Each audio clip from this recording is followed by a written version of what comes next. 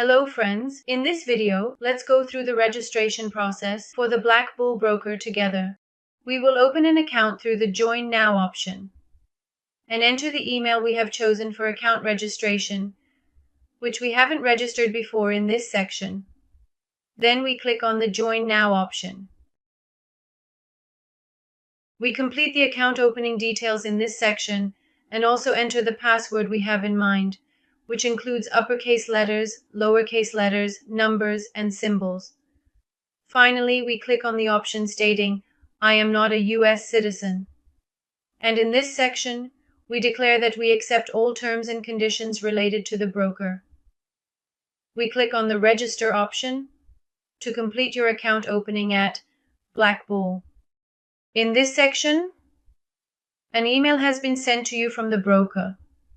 Please make sure to check all your email folders, including the spam and important folders. We click on the email and proceed to verify your account. We enter the personal details page and complete these items in this section.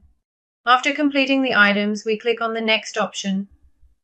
And in this section, a page will open where you complete the information related to your account and your transactions. And then we click on the Next option again.